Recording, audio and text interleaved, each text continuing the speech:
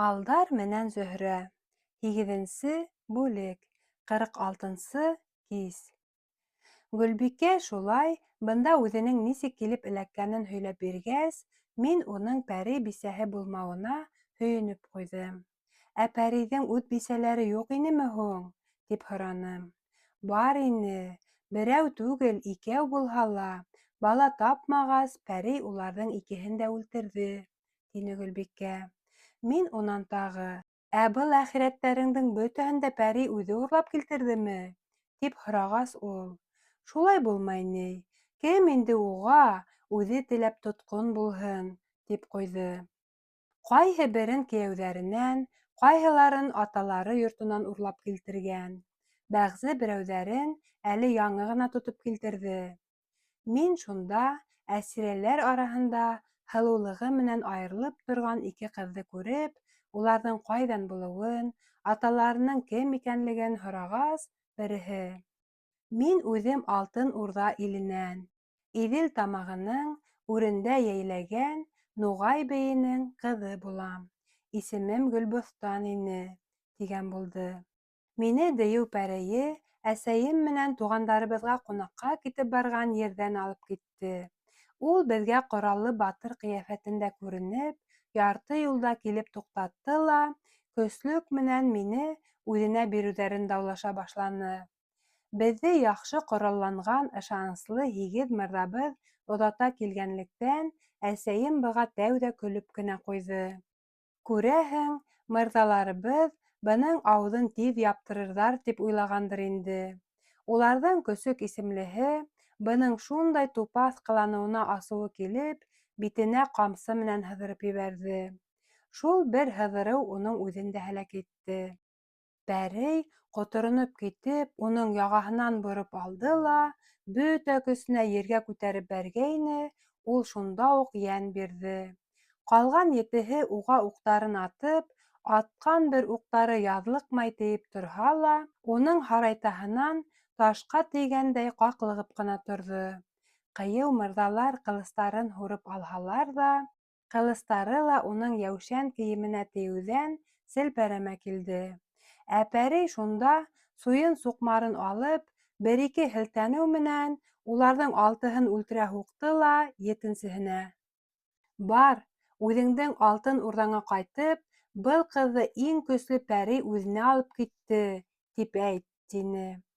Шунан ул мине ҡосағына алған әсәйемде төртөп ебәрҙе лә, ҡошсоғон яҫҡыған ҡарсыға һымаҡ, мине әсәм ҡулынан тартып алып, сабып та сығып китте. Мин иҫемде юғалтҡанлыҡтан, уның ерҙәнме, күктәнме илткәнлеген дә әйтә алмайым. Мин иҫемә килгәндә, үҙемде бына ошо ҡыҙ ҡырҡын араһында күрҙем. Ҡурҡышымдан да, ҡайғымдан да, ауырыуға һабышып киткәс, изге күңелле Гөлбикә лә, башҡа әхирәттәрем дә мине тере ҡалырыма өмөт өҙөп бөткәйнеләр инде. Ярай әле, Аллаға шөкөр, изге пәйғәмбәребеҙ миңә ошо сирен тағып, яуыз пәрейҙән намыҫымды һаҡлап ҡалды. Ә һеҙҙең килеп ҡотҡарыуығыҙ өсөн Аллаһы Тәғәлә менән Мөхәммәт пәйғәмбәребеҙгә мең шөкөр инде, тип ҡуйҙы Гөлбөҫтан. Уның һөйләгәнен дә тыңлап бөткәс, мин Гөлбөҫтан артында торған 3-нсе ҡыҙҙың да ҡайҙан булыуын һораным. Был ҡыҙ тал сыбыҡтай, буй-һынға бик һомғол булып, теҙенә төшөп торған ҡара толомо һымаҡ ҡаштары ла ҡарлуғас ҡанаты төҫлө ҡап-ҡара. Оҙон керпектәре аша һөҙөлөп, мөлдөрәп торған ҙур күҙҙәре лә шулай уҡ сөм-ҡара ине. Бит алмаларында саҡ ҡына ҡыҙыллыҡ та тороп ҡалған. Ул миңә яуап бирергә тип, ауыҙын ғына асҡайны, атылып сыҡҡан күҙ йәштәренә быуылып, һүҙен дә һөйләй алмай торҙо. Унан, күҙ йәштәрен бармаҡтары менән һыпырып: «Донъялағы иң бәхетһеҙ ҡыҙ миндер инде ул», тип ҡуйҙы ла, үҙенең башынан үткәндәрен былай тип һөйләй башланы. Мин бер бик бай төркмән мырҙаһының ҡыҙы булғанмын. Тик атайымдан да, әсәйемдән дә сабый саҡта уҡ үкһеҙ ҡалып, мине бер апайым бағып үҫтергән. Балалыҡ йылдарымды Мин бер ни ҙә белмәй, бер ни ҙә теләмәй, нисек етте шулай үткәрҙем. Күрәһең, үтә талымһыҙ булғанмындыр инде. Тик үҫеп, буйға етә башлағас ҡына, мине бик һылыу итеп күрә башланылар. Ата-әсәйемдән миңә бай мираҫ ҡалғанлығын да белгәс, мине төрлө яҡтан бик күп кейәүҙәр ҡоҙалап йөҙәтә башлағайны, апайым быға риза булмай, һәр береһен кире ҡағып торҙо. Ул бөтә мал-мөлкәтте үҙенә ҡалдырырға теләп, тик минең үҙемде генә алырға риза булған кейәү эҙләй ине. Ә бындай кейәү табылмағас, үҙебеҙҙең батыр егеттәр араһында ла мине буш ҡул менән кәләш итерлек күңелем ятыр ҙа егет осраманы. Шунан һуң мин, бер кемгә лә ылыҡмай, бөтәһенә лә ҡул ғына һелтәп ҡуйҙым. Шулай, бер ярты йыл самаһы үткәс, көндәрҙән бер көндө беҙҙең йәйләүгә бай бер ҡарағалпаҡ килеп төштө. Уның иле беҙҙең йәйләүҙәрҙән бер 10 көнлөк юлдағы Арал диңгеҙенә яҡын ерҙә икән. Был ҡунаҡтың беҙҙең йәйләүгә ниңә килгәнлеген белмәһәм дә, беҙҙең бер алыҫ туғаныбыҙға барып йөрөгәнен мин йыш ҡына күрә торғайным. Һуңынан ул апайыма ла килгеләй башланы. Шулай бер нисә көн үткәс, мин бер ни ҙә һиҙмәһәм дә, апайым, был ҡарағалпаҡтың затлы байы һиңә оҡшаймы? Тип һорай ҡуйҙы. Мин уны-быны уйлап тормай, шайтан нисек оҡшаһа, ул да миңә шулай оҡшай, тип көлөп ҡуйҙым. Нисек инде шайтан төҫлө булһын ул, тип апайым асыуланып уҡ әйткәйне, мин һаман үҙемдекендә торҙом. Шайтан булмай кем булһын ул, тинем. Унан да ҡарараҡ, унан да имәнесерәк кем бар тағы? Етмәһә, үҙе ҡарт, үҙе тыңҡыш. Ә һин беләһеңме, Таңһылыу, ул бит һине ҡоҙалап йөрөй, тине апайым. Мин бит һине уға бирергә һөйләштем. Үҙ бәхетеңә үҙең ҡаршы төшмә. Ырыуының иң бай, иң арҙаҡлы кешеһе ул. Тигәс, апайымдың был һүҙҙәренән яман ныҡ хәтерем ҡалып, уға ғүмерҙә әйтмәгән әсе һүҙҙәр әйтеп. Һин минең мал-мөлкәтемде үҙеңә ҡалдырырға тырышып, күңелем ятырҙай кейәүҙәрҙе һанға һуҡмай, мине бәхетһеҙ иттең. Малымдан игелек күрмә, тинем. Минең был тура әйткән һүҙҙәремдән ул, сығырынан сығып, оҙон сәс толомдарымдан эләктереп алды ла, хәле бөткәнсе мине бик ҡаты туҡманы. Шулай ҙа мин әйткән һүҙемдән ҡайтманым. Бындай ғәрип иргә сыҡҡансы, үлгәнем артыҡ, тинем. Нисек кенә ҡарышһам да, апайымдың һүҙе һүҙ булды. Мине уға бирергә һүҙ беркетеп ҡуйҙылар. Бер-ике көн үткәс, мин шулай, бер кисте тирмәлә япа-яңғыҙым ҡул эше менән ултырғанда, апайым ошо Морат исемле ҡарағалпаҡты, мулла менән тағы 2 ҡартты эйәртеп ҡайтып керҙе лә, уларҙы урынға ултыртып, мине Моратҡа биргәнлеген әйтеп, муллаға никах уҡырға ла ҡушты. Был һүҙҙәр минең йөрәккә уҡ һымаҡ килеп ҡаҙалды. Шунда янъял сығарып, тирмәнән йүгереп сығып китергә иткәндә генә, апайым менән теге 2 ҡарт мине тотоп алдылар ҙа, күршеләр тауышымды ишетмәһен өсөн, ауыҙымды бәйләп тирмәнән сығарҙылар. Унан мине дөйә үркәсенә бәйләп һалдылар ҙа, Морат үҙе лә менеп ултырғас, дөйә елдереп сығып та китте. Дөйә йәйләүҙе сыҡҡансы шундай шәп барҙы, күҙ асып йомғансы, беҙ йәйләү осонда Моратты көтөп торған иптәштәре янына килеп тә еттек. Улар бер 10-лап кеше ине. Уларҙың ҡайһыһы атҡа атланған, ҡайһыһы йөк артмаҡлаған дөйәләргә ултырып алғайны. Шунда минең бәйҙәремде сисеп, Морат ҡаршылашып тауыш сығара ҡалһам, яңынан бәйләп ҡуясағын әйткәс, мин уның ҡулында буйһонмай ҙа булдыра алманым. Ә ул мине иркәләп, үҙ илендә минең иң бай, иң күренекле хужабикә буласағымды әйтте. Унан никах уҡылып бөтмәгәнлектән, туйҙы ҡайтҡас ҡына үткәрергә булғанлығын һөйләгәс, эсемә ниндәйҙер йылы кергәндәй булды. Былай булғас, Морат ҡулынан ҡасып ҡотолорға ла берәй әмәл сығып ҡуйыуы бар, тигән өмөт уянды. Шунан мин тынысланып ҡалғандай булғас, ул мине ултырған дөйәмдә яңғыҙ ҡалдырып, үҙе икенсеһенә ултырҙы ла, ярты төнгәсә барып, аҙаҡ ҡуналҡаға туҡтарға булдыҡ. 47-нсе кис. Икенсе көндө, ҡомло ерҙәрҙе аша сығырға булғас, яй ғына барҙыҡ. Ҡарағалпаҡ минең тыныс килеүемде күреп, бик шатланып китте. Миңә төрлө яғымлы һүҙҙәр һөйләне. Уларҙың ҡайһы берҙәренә мин, башымды эйгән килеш, бер-ике һүҙ менән генә яуап биргеләп барҙым. Юлда шулай бер нигә лә осрамай килә торғас, алыҫтан инде ялтырап һыр даръя ла күҙгә салынғайны, ҡапыл шул саҡ һауала бер утлы шар күренде. Ул төньяҡтан туп-тура беҙгә табан осоп килде лә, баш особоҙға еткәс кенә, йәшен атҡандағылай тауыш сығарып, шартлап ярылды. Морат менән уның юлдаштары, ҡайһыһы атынан, ҡайһыһы дөйәһенән ергә ауҙылар. Тик мин генә, нисектер аумайынса ултырып ҡалдым. Күҙ алдыма ҡапыл ҡанатлы ҡара толпарға атланған, баштан аяҡ ҡораллы бер батыр килеп баҫты. «Ҡыҙыҡай», — тине ул миңә өндәшеп, «мин һине был ҡарағалпаҡ ҡулынан ҡотҡарырға булдым, һиңә иш түгел ул». Мин был һүҙҙәрҙе ишеткәс, дөйәмдән ҡолап төшмәһәм дә, ҡурҡышымдан ни әйтергә лә белмәй, шаҡ ҡатып ҡалдым. Шул арала был ҡанатлы толпар менгән батыр мине ҡурсаҡ һымаҡ ҡына итеп күтәреп алды ла, үҙ артына менгәштереп ултыртҡас, Морат менән уның юлдаштарына: «Эй, һеҙ, үҙегеҙгә башҡа ҡыҙ эҙләгеҙ, ә быныһы миңә кәрәк!» тип ҡысҡырып, сабып сығып та китте. Мин ҡолап төшмәҫ өсөн уның билбауына сат йәбешеп алдым. Ҡулым ойоғанын да тоймай, күккә күтәрелеү менән үк иҫтән яҙҙым. Беҙ шулай күпме осҡанбыҙҙыр, уныһын әйтә алмайым. Тик бынан 3 көн элек мин һеҙ килеп тапҡан ошо мәмерйәлә инем инде. Был күҙ күрмәгән, ҡолаҡ ишетмәгән юлдан бөтөнләй хәлдән тайғайным. Тик бынау апайҙар ғына мине иҫемә килтерҙе.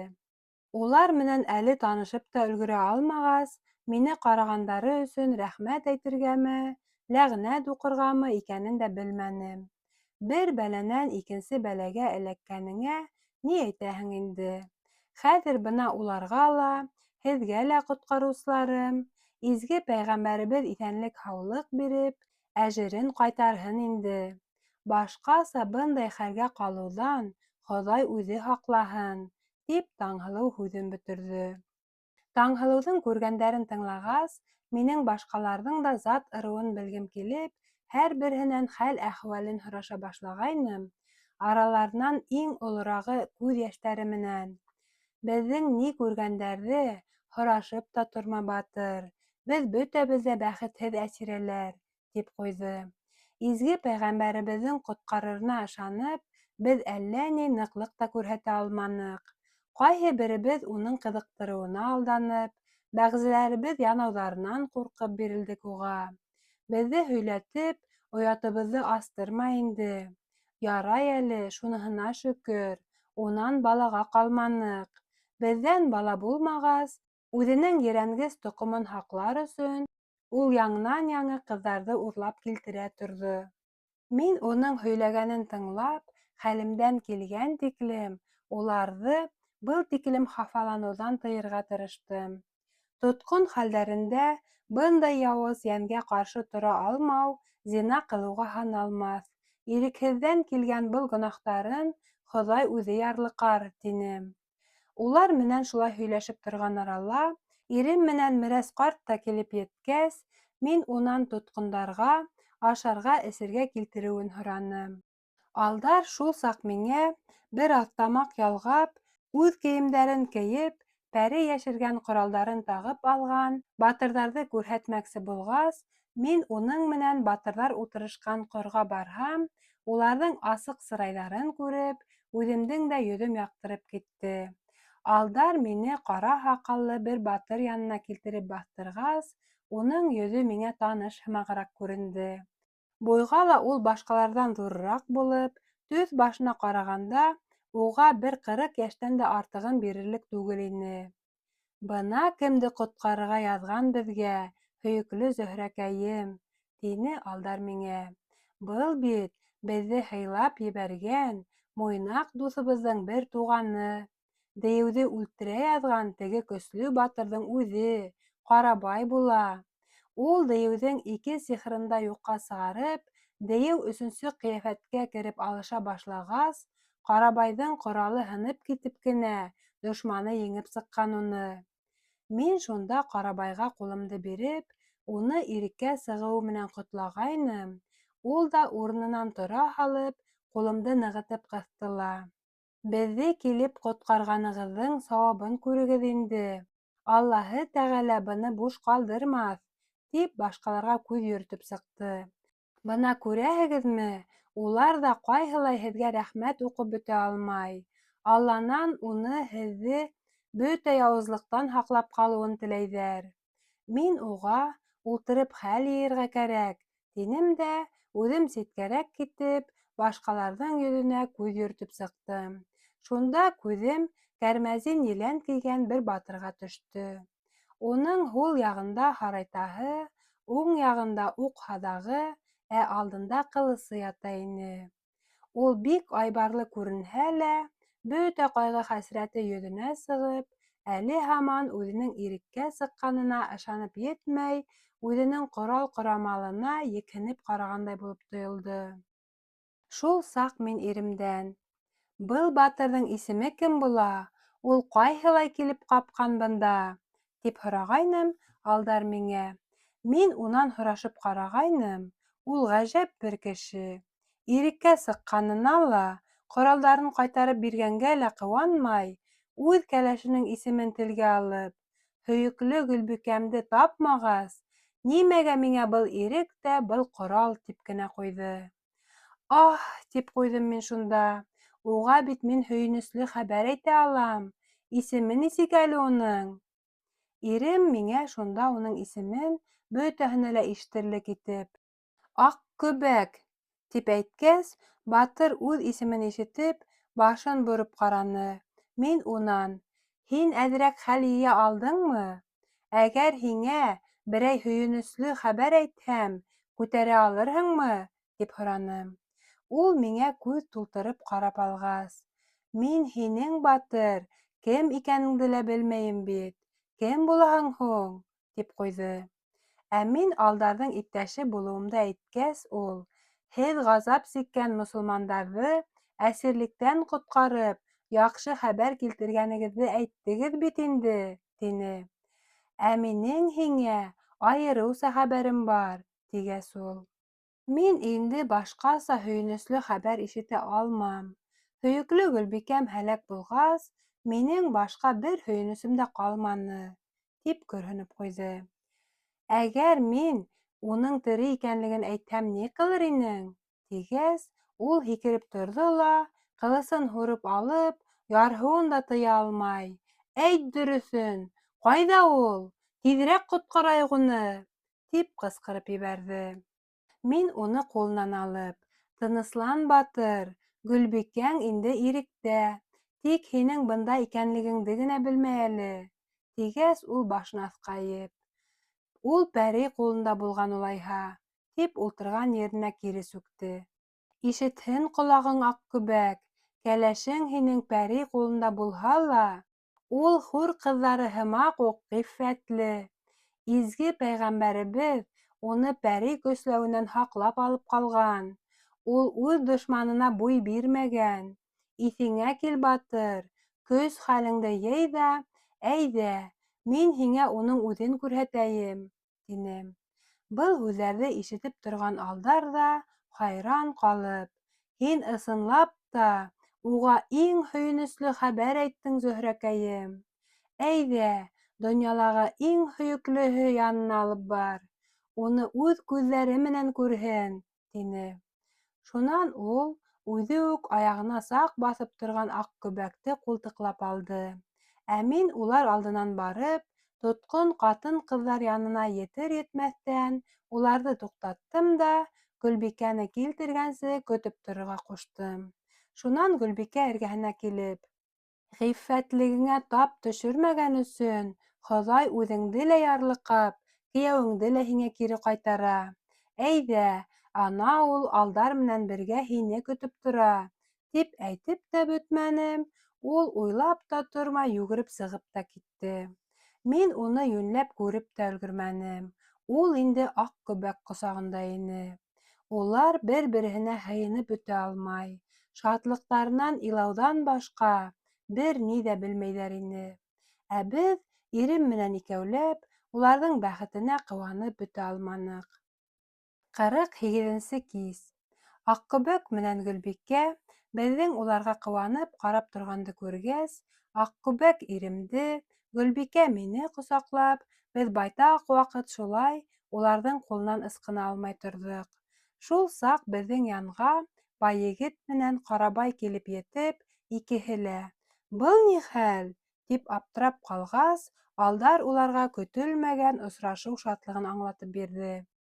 «Аҡкүбәк, — тине ул, — бында үҙенең 5 йыл буйы үлгән тип йөрөгән кәләшен килеп тапты».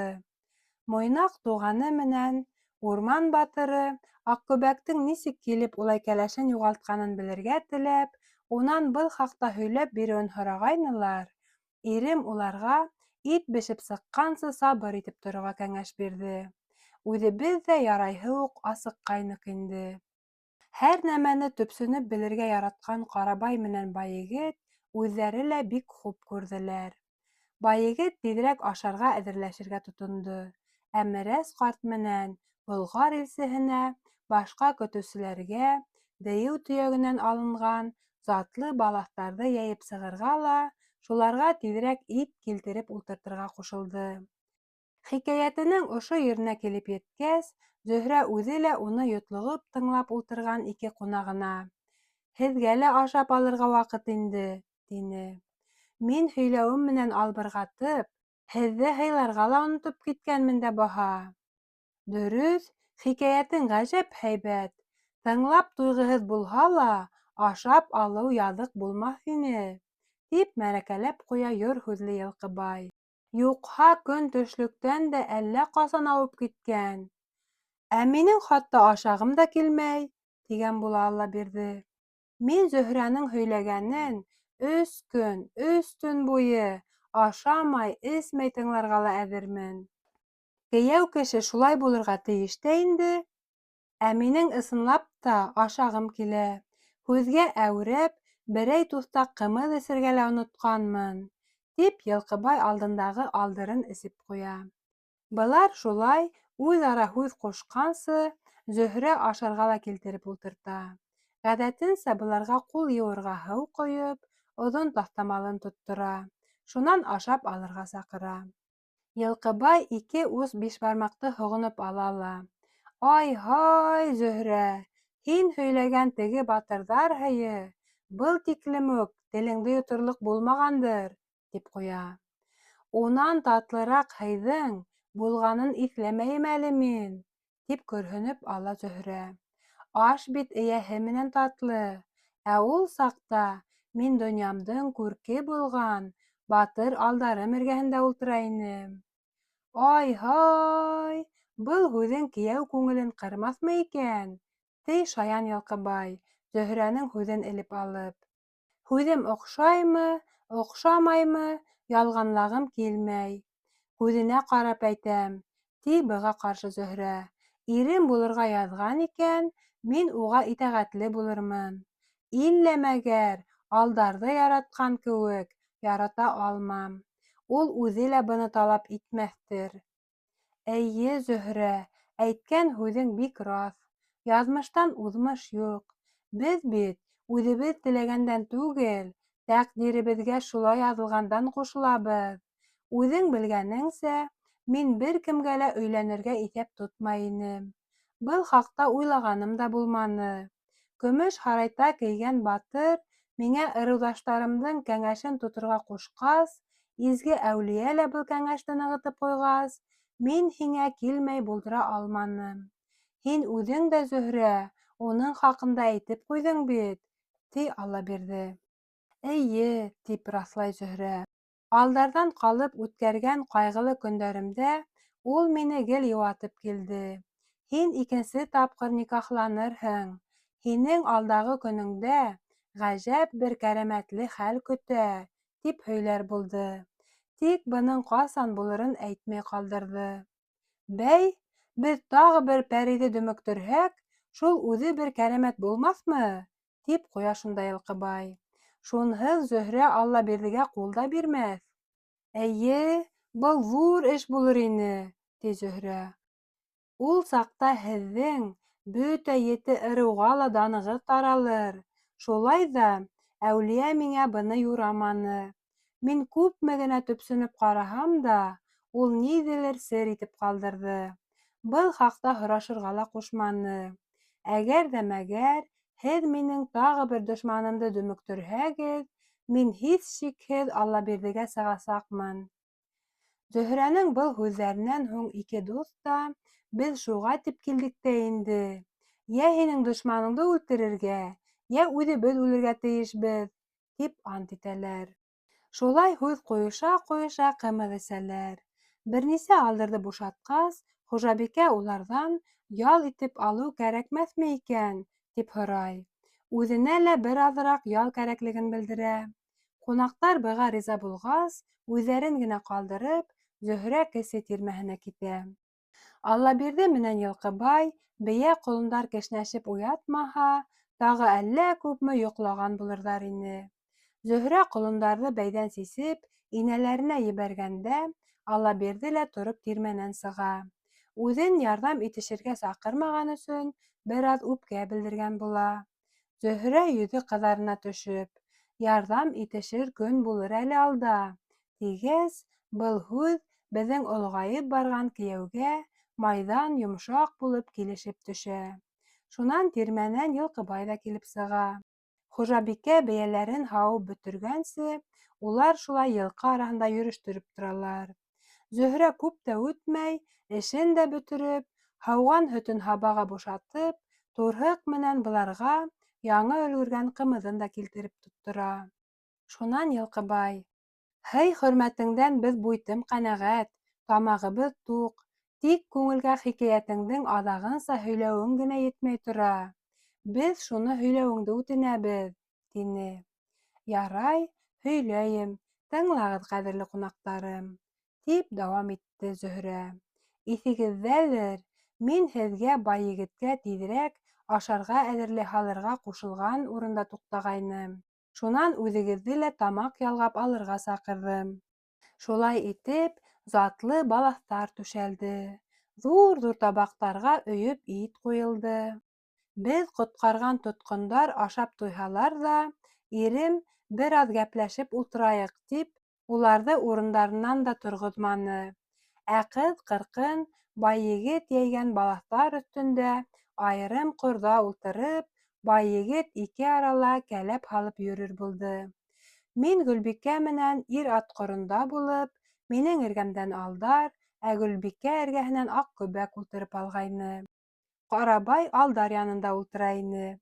Мин һеҙгә был һыйҙың нилектән үҙ ғүмеремдәге иң татлы һый булғанын әйткәйнем инде. Был ит ашап туйғыһыҙ булды.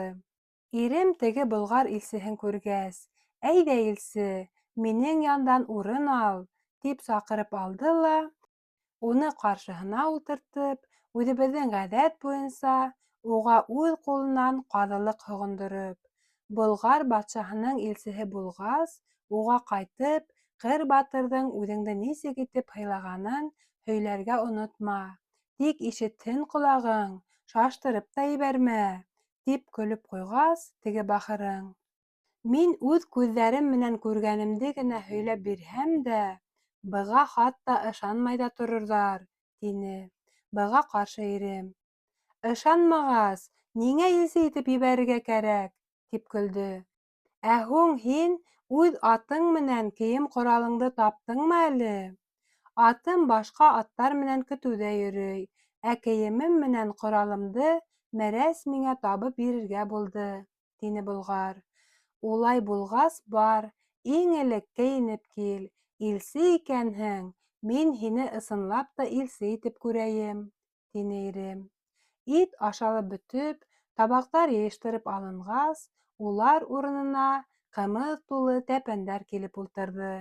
Муйнаҡтың туғаны Ҡарабай шунда Аҡкүбәккә туҫтаҡ һоноп: «Йә, хәҙер инде Иртыш егетенең хәбәрен тыңлайыҡ. Үҙеңдең ни күргәндәреңде, ниндәй батырлыҡтар ҡылғаныңды һөйләп бир беҙгә. Нисек итеп кәләшеңдән яҙҙың да, минең һымаҡ, был яҙмышҡа нисек килеп тарының?» тип һорағас, Аҡкүбәк былай тип һүҙ башланы. 49-нсы кис.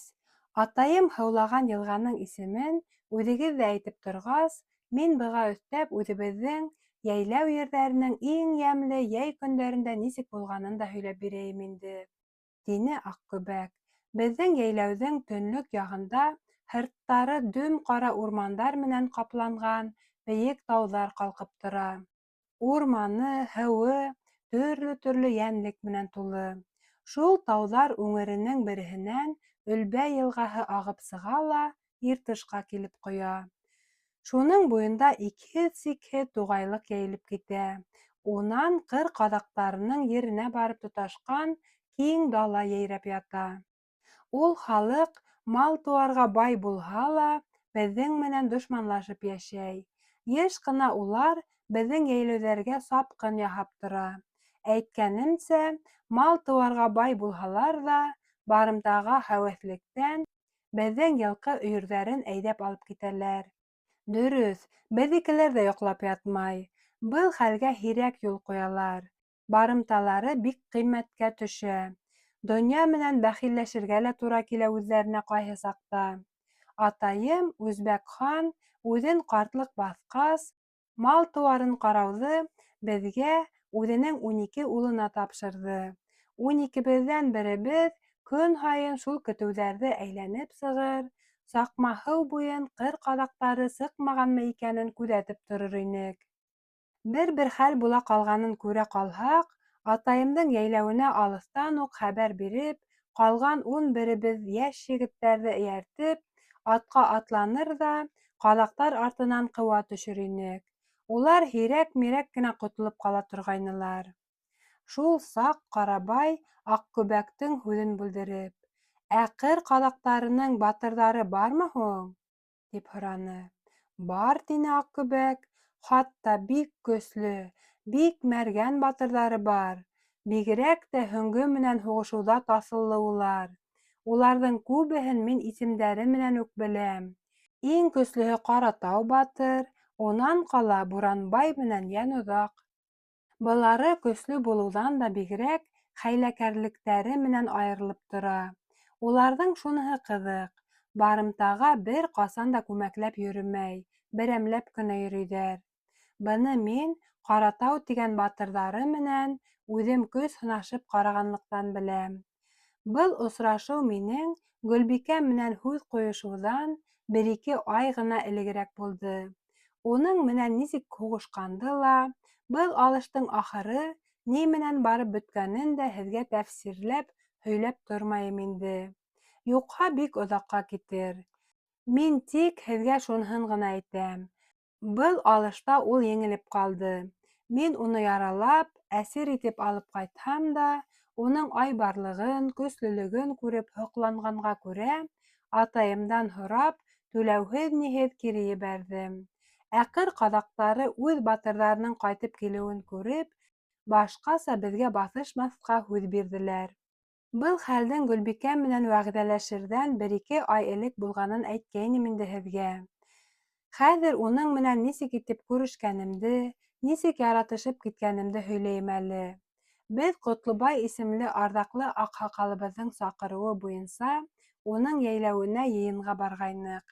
Саҡырылған ҡунаҡтар бик күп ине. Ғәҙәттәгесә, һый-хөрмәттән һуң шулай бәйге көрәш башлап ебәрҙек. Ат сабыштырҙыҡ, аттан яҫҡыштыҡ.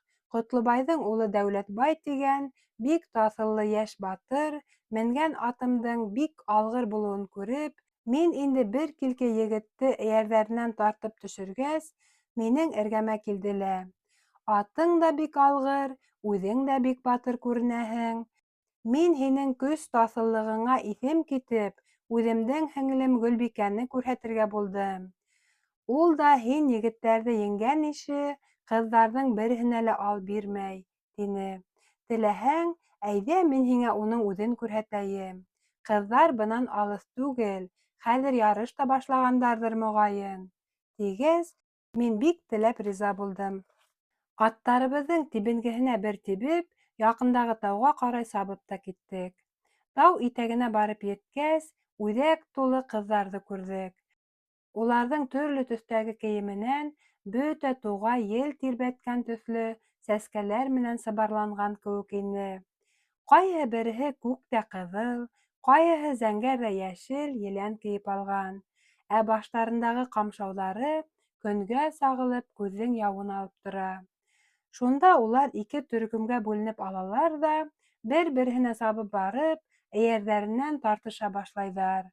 Йәнә бергә йыйылып алғас, аттарын йән-фарманға ҡыуып, бер-береһенән уҙып китергә тырышып, әллә ни саҡлы ер урап сабышып киләләр.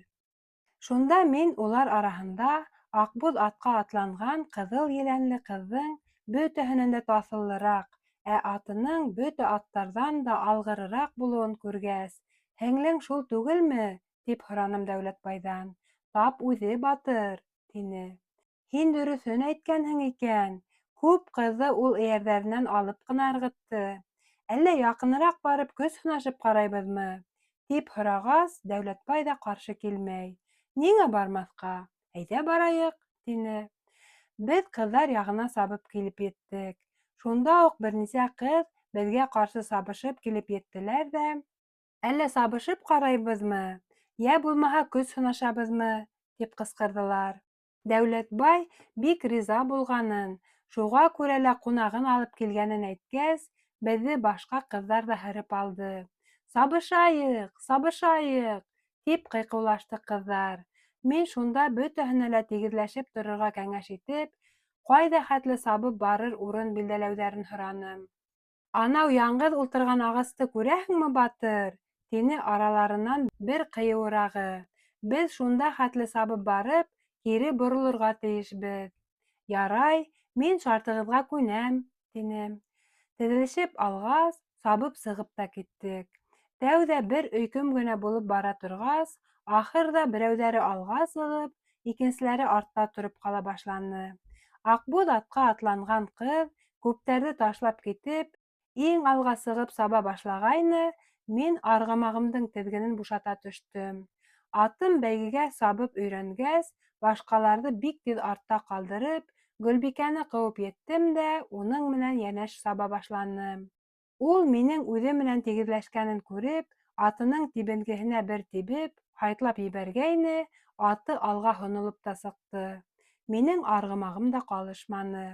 Беҙ икәү, башҡаларҙы әллә ҡайҙа ҡалдырып, яңғыҙ Саҡсауыл янына барып еткәйнек, Гөлбикә миңә: «Шунда туҡтап көтәйек, арттағылар беҙҙең килеп еткәнде күреп торһондар», тип ҡысҡырҙы. 50-нсе кис. Арттағылар сабып килеп еткәнсе, бер һүҙ ҙә ҡушмайынса, мин Гөлбикәгә ҡарап торҙом.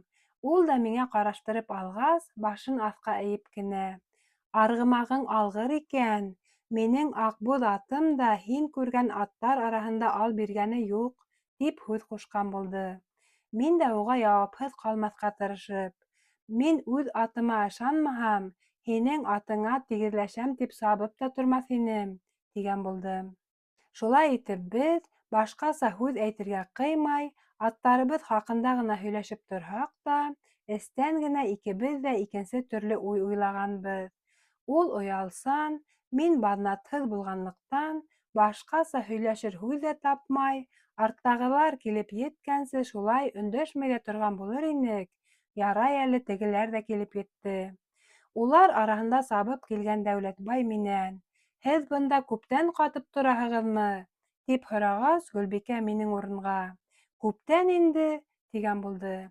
Уныһы быға: «Нимә, һеңлем, үзбәк улының саптары һинең буҙ арғымағыңдан бер ҙә ҡалышмай түгелме?» тип ҡуйҙы.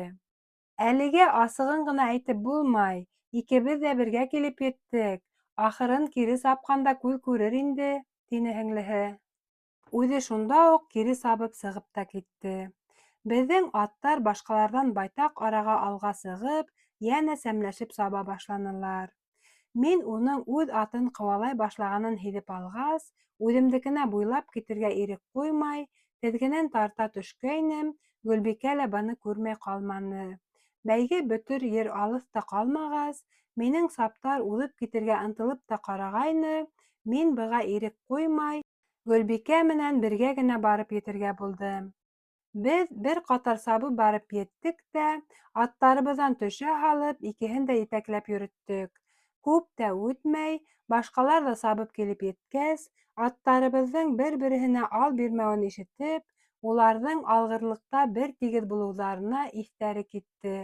Мин ҡыҙҙар араһында оҙаҡ булмаҫҡа теләп, Дәүләтбайға тиҙерәк, йыйынға ла яңынан һуғылып тормай, туп-тура үҙебеҙҙең йәйләүгә ҡайтып китергә булғанлығымды әйткәс, ул минең ашығыуыма аптырап ҡалырға ҡыҫтаһа ла, мин үҙ һүҙемдә торҙом. Атыма атланып сабып сығып та киттем. Йәйләүгә 7 төн уртаһында ғына ҡайтып, йүнләп йоҡлай ҙа алманым. Аҡбуҙ арғымаҡҡа атланған ҡыҙ күҙ алдымдан да китмәй ине.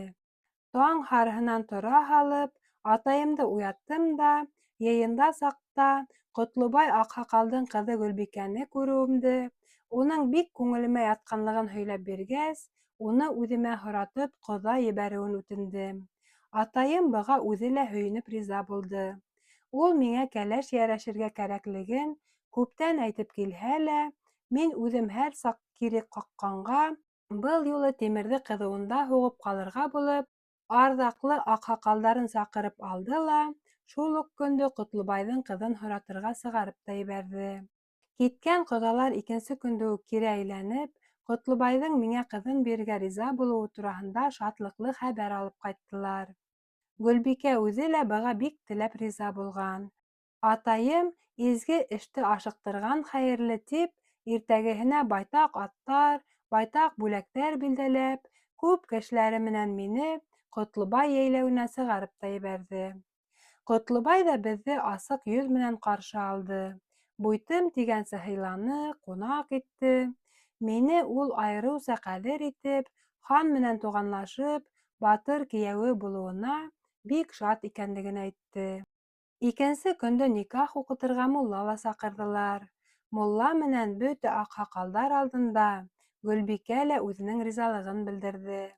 Никах доғаһы уҡылып, ике яҡтан да алдым-бирҙем әйтелеп, шуның менән эш тә бөттө. Тик мин, быға шатланып бөтә алмаһам да, нилектәндер күңелем шомланып, үҙ-үҙемде ҡайҙа ҡуйырға ла белмәй, болоҡһоп тик йөрөнөм. Гөлбикә урынынан тороп, атаһынан, балалығы менән хушлашып, әхирәттәре менән сеңләп алырға, унан һуң йолалары буйынса далаға сығып, атта сабышып килергә рөхсәт һораны. Атаһы ризалығын биргәс, миңә күҙен тултырып бер ҡарап алды ла сығып та китте. Ул киткәс, минең күҙ алдарым ҡараңғыланып, кемдер уны йөрәк-бауырымды һурып алғандай булды. Мин быуындан яҙып йығылып киттем. Иптәштәрем мине күтәреп алып, тирмәнән тышҡа алып сыҡҡас ҡына иҫемә килеп, тирә-яғыма ҡаранып алдым да, ни әйткәнемде үҙем дә һиҙмәй ҡалып, «Ул китте!» тип ҡысҡырып ебәрҙем. Аҡһаҡалдарыбыҙҙың береһе шунда: «Ҡайғырма, батыр, төндә ҡуйыныңда булыр!» тип кеткелдәп көлөп ҡуйҙы. Шул көлөүҙән һуң ғына мин, зиһенемде йыйып, үҙ-үҙемде ҡулға алдым. Ирекһеҙҙән булһа ла элеккесә шат булырға тырыштым. Шулай ҙа, ниндәйҙер ҡайғы булырын һиҙенгәндәй, йәш елкенсәк башлап ебәргән уйын-көлкөгә лә ҡатышмайынса, кәләшем киткән юҫыҡтан күҙҙәремде лә алмай аңҡы-тиңке килеп йөрөнөм. Көн дә инде кискә һарҡып, күҙ бәйләнер ваҡыт етеп килһә лә, Гөлбикәм бергә сығып киткән әхирәттәре менән һаман да юҡ та юҡ ине. Туй башлап йөрөүселәрҙең ҡайһы бере, быларҙың бик оҙаҡлап китеүенә борсола ла башлағас, үҙем ат атланып ҡаршы алырға сыҡҡан, тау башынан сарый-сорой ҡысҡырышып, көллө яҡтан сабып килеп сыҡҡан ҡыҙҙар күренде. Туйҙағылар бер-бер хәл булғанын һиҙенеп, уларға ҡаршы йүгерешә башлағас, мин дә тотоп йүгерҙем. Иң тәүҙә сабып килеп еткән ҡыҙҙар, ҡобаралары осоп, аһылдашып: «Юғалды, юғалды!» тип сыр-сыу килделәр. Улар артынса сабып килгән ҡыҙҙар ҙа, шул уҡ һүҙҙе әйтеп ҡысҡырышҡас, бөтә халыҡ геү килеп: «Кем юғалды?» — тип һөрәнләп ебәрҙе. «Кәләш юғалды, Гөлбикә үҙе!» — тип илашты ҡыҙҙар. Был һүҙҙәрҙе ишеткәс, мин аяҙ көндө йәшен атҡандай ҡатып ҡалдым. Шунан һуң ғына иҫемә килеп, ярһып, туҙып киттем. Йөрәгем атылып сығырҙай булып тибә, бөтә быуындарым ҡалтырай башланы. Шунда уҡ сабып килгән бер ҡыҙға ҡаршы йүгереп барҙым да, атының башынан алып: «Ҡайҙа иттегеҙ минең Гөлбикәмде? Йә, әйтегеҙ, ни булды уға?» — тип дер һелкеттем. «Аһ, батырҡайым, бахырҡайым!» — тип үкһеп ебәрҙе ҡыҙыҡай. Беҙ ат сабыштырып уйнап ҡына йөрөй инек, аяҡ аҫтынан бер бүре килеп сыҡты ла, беҙ шуны ҡыуып алып киттек. Гөлбикәнең аҡбуҙы алғырыраҡ булғас, иң алдан сабып, бүрене ҡыуып етеп, ҡамсыһы менән һыҙырып алайым ғына тигәйне, бүреһе күҙҙән яҙҙы ла ҡуйҙы. Ҡапыл шунда ҡуйы төтөн бөрҡөлөп сыҡты ла, Гөлбикә шуның эсендә тороп ҡалды. Беҙ ҡурҡышып төтөн эсенә инергәме, юҡмы тип ни эшләргә лә белмәй торҙоҡ. Ҡапыл шул саҡ төтөн эсенән ҡанатлы бер ғифрит атылып сыҡты. Уның өҫтөндә Гөлбикәне тотоп алған бер батыр ултырғанын күреп ҡалдыҡ. Ул уны төнлөк юҫығына ҡарай осортоп алып китте.